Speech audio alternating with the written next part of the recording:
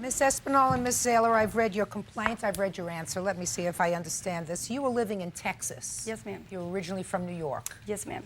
And you came to New York for a job interview with the defendant. Correct. And she hired you. You left Texas. You lasted 2 weeks on the job. You were fired. And you're seeking $3,000 in damages. Yes, ma'am. All right. Well, first tell me, what kind of job was it that you had with the defendant? I was supposed to be hired for an administrative assistant and also... What kind of business? I said for a jewelry store, for a jewelry showroom. And she hired me as an administrative assistant, and she also needed somebody who had some sales experience, which I do. That's not true. I didn't hire you for that purpose. All right, we're going to get to your side of the story in a minute. Oh, okay. Okay, go ahead. The interview lasted 10 minutes. They told me everything that was expected from me. And there was no references checked, nothing. And I made the decision and I moved to New York because I thought it was going to be a better opportunity for me. So you left Texas. Everything. What was in Texas?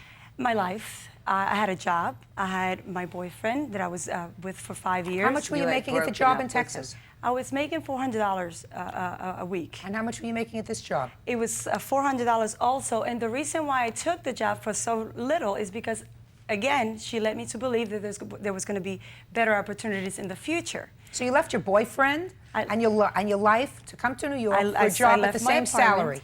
Yes, I left my apartment. Okay. I left everything, sold my car, because what he had said to me that with training, within a year, I would be making about $60,000. If everything worked out? If everything worked out. You didn't have a contract with them? No, ma'am. So you understood that you could have an employment contract. Did you ask about an employment contract? No, I was overwhelmed and so happy that she hired me so fast that I just, I accepted the position. But you know what an employment contract is? Yes, I do. And you didn't have one? No, no, ma'am. Okay, what happened after 2 weeks? She just came in and fired you? Well, the first week I was there, she was getting prepared for market. Everything was a disaster. Nothing was in place. That's what happens before market, Judge. Right. You have to get everything in place, so it would be a disaster. Right. It was a complete disaster. I mean, everything was unorganized. The first thing I needed to do is get myself organized so I can see what I'm doing and I can understand, the job that I'm performing.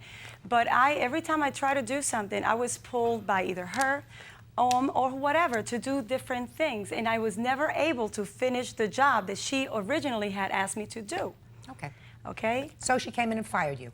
Well, she came and fired. The second week it was market. Market didn't go as well as she expected. And the second day after market was finished, she came and fired me. In the meantime, in the 2 weeks that I was there, she didn't express any reasons to me that she was unhappy with me until the day. Were you living with your mother at this time, according to this? No, I was living with a friend of mine, and that I was trying to, he was letting me stay in his apartment, and I was paying him $450 a month.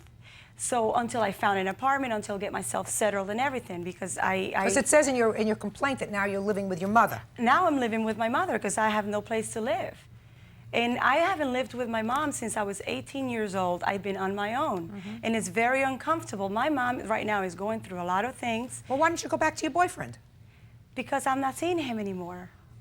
When did you break up with him? Before I left. Let me hear. What happened? How come you fired her? I fired her because she was incompetent and she wasn't doing the job I needed to be done. I spoke to her several times about her lateness in the morning. How late? 20 minutes, a half hour, talking on the phone constantly. I spoke to her about that.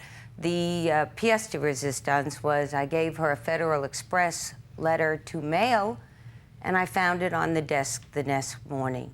And I said to her, what is happening here if you can't even mail something that is so important? I'm sending Federal Express overnight delivery, and it's still sitting on the desk. Do you remember that incident? Yes, I do remember that incident. And the Federal Express that she's talking about were 300 copies that she It doesn't matter how many copies. Listen, there were 300 copies that it was missing some information from Federal Express. She originally had told me to call Federal Express and sit on the phone so that Federal Express people can get me this information over the phone. They said, there's no way we can do this.